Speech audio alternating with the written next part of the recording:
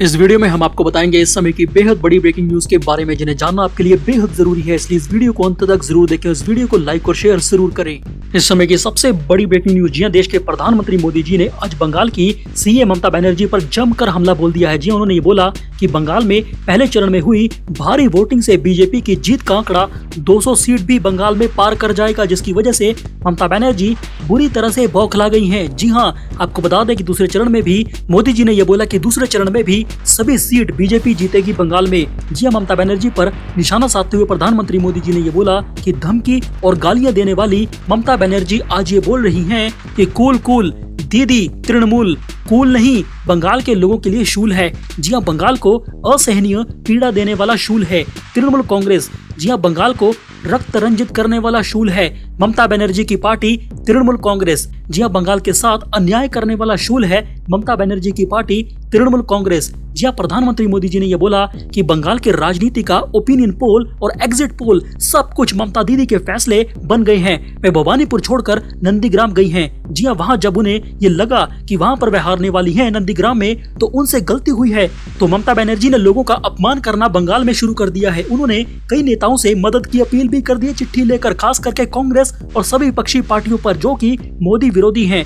ममता बनर्जी की नजर में बाहरी हैं, टूरिस्ट हैं, जिन्हें वो कभी भी मिलने का समय नहीं देती थी बंगाल में। अब उनसे बंगाल में चिट्ठी मांगकर समर्थन मांग रही हैं और ये बोल रही हैं कि आओ मेरे साथ बंगाल में और मेरे साथ गठबंधन करो ताकि हम बीजेपी को हरा सकें। और ये बंगाल में गठबंधन की सरकार बनाने पर अब तुल चुकी हैं। जी हाँ, प्रधानमंत्री नरेंद्र मोदी जी ने ये बोला है कि ममता दीदी जिस तरह यूपी और बिहार के लोगों के खिलाफ दुश्मनी की भाषा बोल रही है, वो उनकी राजनीतिक समझ पर सवाल पैदा कर रहा है। दीदी, आप ये भूल रही हैं कि आपने सीएम के नाते संविधान की शपथ ली हुई है। भारत का संविधान आपको इसकी इजाजत नहीं देता है कि आप भारत के दूसरे राज्यों का इस तरह से अपमान करें। आपको बता दें कि प्रधानमंत्री मोदी जी ने आज अपनी रैली में ये बोला कि बंगाली सीएम ममता बनर्जी को हिंदुओं के भगवान जय श्री राम के नाम से और नारे से बेहद दिक्कत है। वे बौखला जाती हैं। दुर्गा जी की प्रतिमा के विसर्जन से बंगाल में उसे दिक्कत है। वो हिंदुओं को इसकी इजाजत तक नहीं देती। ये पूरा बंगाल पहले से जानता है, लेकिन अब ममता बनर्जी को हिंदुओं के माथे पर लगे तिलक से भी दिक्कत होने लगी है बंगाल में। अब ममता बनर्जी को हिंदू संतों के भगवा वस्त्र से बेहद चिढ़ होती है, उन्हें दिक्कत होती है भगवा वस्त्र देखकर। प्रधानमंत्री मोदी जी ने आगे ये बोला कि ममता बनर्जी को अब बंगाल में चोटी रखने वाले हिंदू ब्राह्मण भी राक्षस लगने लगे हैं। पीएम मोदी ने आगे ये बोला कि ममता बनर्जी की आखिरकार समस्या क्या है, वो पूरा बंगाल और पूरा भारत जानता है, सुंदरबन का इलाका जानता है। बांग्लादेशी रोहिंग्या मुसलमान घुसपैठियों को खुश करने के लिए ममता बनर्जी बंगाल के लोगों को ही भूल गई हैं। यहाँ उन्होंने 10 साल में आखिरकार क्या किया है, इसका कोई ठोस जवाब ममता बनर्जी के पास नहीं है। मोदी जी ने हैरानी जताते हुए ये बोला कि जब मैं चशोरेश्वरी काली माता के मंदिर जाता हूँ हिंदुओं के, तो मुझे देखकर ममता दीदी को बेहद गुस्सा आता है और वह भड़क जाती हैं। आपको बता दें कि मोदी जी के भाषण के बाद ममता बनर्जी की पार्टी ने बीजेपी पर यानी कि मोदी पर पलटवार करते हुए हमला किया और ये बोला कि बंगाल में दूसरे चरण की वोटिंग के बाद बीजेपी की मोदी सरकार डर गई है ममता दीदी से, क्योंकि उन्हें भारी मतदान हुआ है। ममता बनर्जी नंदीग्राम में निश्चित तौर पर जीतेगी, ऐसा बोलना है टीएमसी का, और बीजेपी का शुभेंदु अधिकारी नंदीग्राम में हारेगा। ममता बनर्जी की पार्टी टीएमसी ने यह बोला कि बाहर से आए मोदी के लोगों ने हमारे टीएमसी के पार्टी के समर्थकों को पीटा है और उन्हें वोट नहीं डालने दिया। बीजेपी की ओर से बंगाल में डर का माहौल बनाया गया था, लेकिन बड़ी संख्या में लोग बाहर आए और उन्होंने बीजेपी को वोट नहीं दिया, बल्कि ममता बनर्जी को भारी संख्या में वोट डाल दिए। वहीं दूसरी ओर बीजेपी का ये बोलना है कि लोगों ने दूसरे चरण में बंगाल में बीजेपी को भारी संख्या में वोटिंग की है। आपको बता दें कि बंगाल में दूसरे चरण में वोटिंग में लगभग 81%, जी हाँ 81% की बम्पर वोटिंग हुई है, जिससे यह साफ हो गया है कि इस बार बंगाल की जनता बीजेपी को जिताने के लिए और बंगाल में ममता बनर्जी को हराने के लिए भारी वोटिंग कर रही है वोटिंग बूथ पर जाकर। वहीं से भी बड़ी खबर तो ये भी है कि बीजेपी के शुभेंदु अधिकारी ने नंदीग्राम में आज ये बड़ा खुलासा किया है कि ममता बनर्जी खुद वोटिंग स्टेशन पर पहुंच गई और उसने उन सभी वोटर को यानी कि 10% वोटर को वहां से भगा दिया जो बीजेपी को वोट डालने के लिए आए थे। अगर आपको भी यही लगता है कि बंगाल में इस बार ममता बनर्जी के साथ ही खेला होने वाला है और वह बुरी तरीके से बंगाल में हारने वाली है और बंगाल में बीजेपी की प्रचंड जीत होने वाली है, तो इस वीडियो को लाइक जरूर करें और कमेंट बॉक्स में जरूर लिखें जय श्री राम। चलिए बात करते हैं अगली बड़ी खबर की। जी दिल्ली में कोरोना वायरस का बड़ा तांडव। जी आपको बता दें कि अगले आदेश तक सभी सरकारी और प्राइवेट स्कूलों को किया गया बंद। इतना ही नहीं, दिल्ली के साथ हिमाचल प्रदेश में भी 15 अप्रैल तक हिमाचल प्रदेश की सरकार ने स्कूलों को किया बंद। आपको बता दें कि देश की राजधानी दिल्ली में सभी सरकारी और प्राइवेट स्कूलों को अगले आदेश तक केजरीवाल सरकार ने बंद करवा दिया है। जी आदेश के अनुसार सिर्फ 9वीं और 12वीं क्लास के बच्चों को कोरोना गाइडलाइन का पालन करते हुए और उनके पेरेंट्स की अनुमति के बाद ही pre board exam, mid term exam, annual exam, board examination, practical exam और प्रोजेक्ट वर्क आदि के गाइडेंस के लिए स्कूल बुलाया जा सकता है। इसके अलावा किसी भी अन्य क्लास के बच्चों को भारत में स्कूल आने की अनुमति नहीं होगी। सभी स्कूल बंद कर दिए गए हैं। ऐसे में बच्चों की पढ़ाई का नुकसान न हो, इसीलिए शिक्षा निदेशालय ने पिछले साल की तरह ही ऑनलाइन क्लासेस 1 अप्रैल से शुरू करने के आदेश सभी स्कूलों को दे दिए हैं। चलिए बात करते हैं अगली बड़ी खबर की। जी देश के गृह मंत्री अमित शाह ने यह बोला कि भ्रष्टाचारी डीएमके और कांग्रेस तमिलनाडु का विकास नहीं कर सकती है।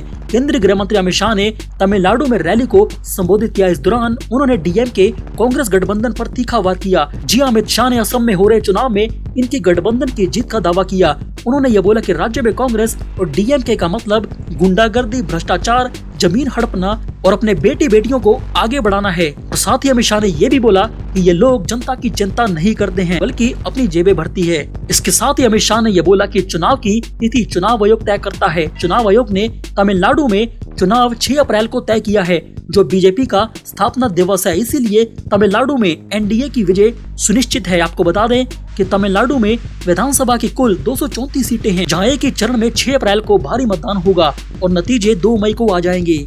अब देखना यह होगा कि तमिलनाडु में बीजेपी की सरकार बनती है या फिर कांग्रेस और डीएमके की। चलिए बात करते हैं अगली बड़ी खबर की। जी सिखों की शिरोमणि गुरुद्वारा प्रबंधक कमेटी ने एक प्रस्ताव पास कर दिया है। इसमें राष्ट्रीय स्वयंसेवक संघ यानी कि आरएसएस पर भारत को हिंदू राष्ट्र बनाने की कोशिश करने का आरोप सिखों की कमेटी ने लगा दिया है। जी संघ पर प्रतिबंध लगाने और कृषि सुधार कानूनों में वापस लेने की मांग इनमें सिखों ने की है। जी आपको बता दें कि प्रस्ताव में शिरोमणि गुरुद्वारा प्रबंधक समिति ने आरोप लगाया है कि आरएसएस दूसरे पंथों और अल्पसंख्यकों की स्वतंत्रता का हनन करके भारत को हिंदू राष्ट्र बनाना चाहता है। उनके हिंदू राष्ट्र निर्माण की योजना के कारण अल्पसंख्यकों को प्रत्यक्ष अथवा अप्रत्यक्ष रूप से भारत में निशाना बनाया जा रहा है। आपको बता दें कि सिखों के अकाल तख्त साहिब के जत्थेदार ज्ञानी हरप्रीत सिंह ने लगातार आरएसएस के विरोध में बोला है और आरएसएस को बैन करने की मांग भी उन्होंने कई बार की है। जी आपको बता दें कि जून 2020 में ऑपरेशन ब्लू स्टार की बरसी पर भी उन्होंने ये बोला था कि प्रत्येक सिख भारत में खालिस्तान चाहता है, यानी कि अलग से देश चाहता है। और यदि सरकार, मोदी सरकार खालिस्तान की मांग स्वीकार नहीं करती है तो हमें और कुछ भी नहीं चाहिए मोदी से। 2019 में उन्होंने यहाँ तक बोल दिया था कि आरएसएस देश के हित में नहीं है, ये देश को बर्बाद कर देगी आरएसएस।